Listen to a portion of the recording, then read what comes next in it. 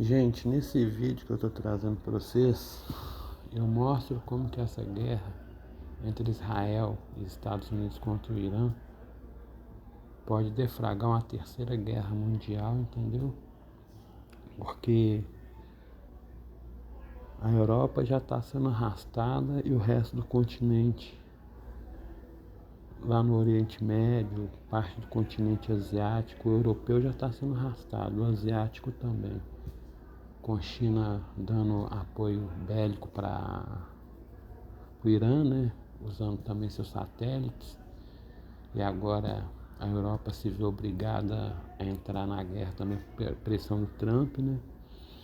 E aqueles países vizinhos do Irã está sendo arrastado graças ao Irã, que está bombardeando os aliados dos Estados Unidos. Então, já dezenas de países já envolvidos na guerra. E esse professor que eu trago agora esse vídeo, ele vai explicar por que isso, por que essa guerra ela virou uma guerra santa para o Irã, que vai se espalhar não só pelos meios bélicos, mas também pelo terror. A Terceira Guerra Mundial começou. Os Estados Unidos e Israel começaram a atacar o Irã.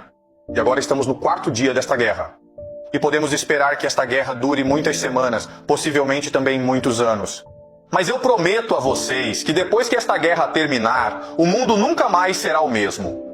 Então, o que faremos nas próximas semanas é usar a teoria dos jogos para entender e analisar a situação geopolítica. Então, vamos revisar alguns fatos básicos sobre o que aconteceu até agora. Então, na madrugada de sábado em Turã, os israelenses e americanos lançaram um ataque de decapitação contra Al-Ayatollah Khamenei, que é o líder supremo do Irã. Agora, há discussões e disputas sobre o que realmente aconteceu. Os americanos e israelenses disseram que tinham informações de inteligência reais sobre onde o líder estava. E então eles enviaram aviões para bombardear completamente o local. Eles também tinham um espião que conseguiu gravar o corpo do Ayatollah morto. E então isso foi anunciado. A princípio, os iranianos negaram isso e insistiram que ele ainda estava vivo. Mas eventualmente a mídia estatal admitiu que ele realmente morreu no ataque aéreo. Mas então o que eles também disseram é que o Ayatollah, que tem 86 anos, escolheu morrer.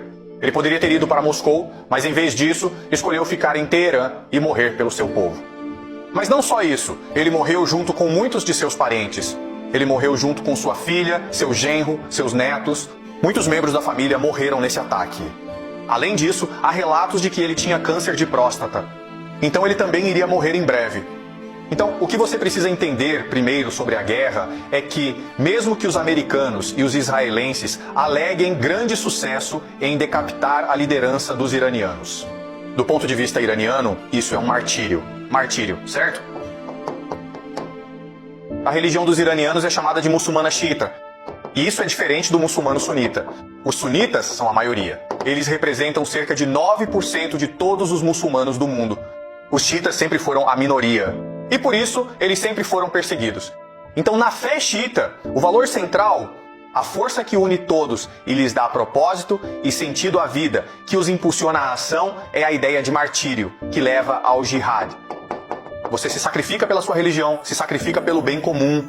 Então, pense na morte de Khamenei como um sacrifício, um auto-sacrifício para motivar o brilho deles nesta guerra, certo? Então, essa é a primeira coisa que você precisa entender. Para os iranianos, esta não é uma guerra típica.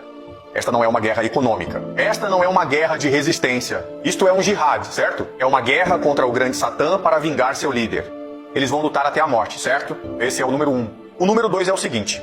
Além disso, naquela manhã em que o Ayatollah foi morto, realmente atingiram uma escola no sul de Teherã, matando cerca de 150 crianças. Eram meninas do ensino fundamental. E novamente, há muito debate sobre o ocorrido. Os israelenses disseram que, primeiro, a escola era vizinha a uma base militar. Mirávamos a base militar. E em segundo lugar, não fomos nós que atingimos a escola. Foi um míssil de defesa aérea que saiu do curso, certo?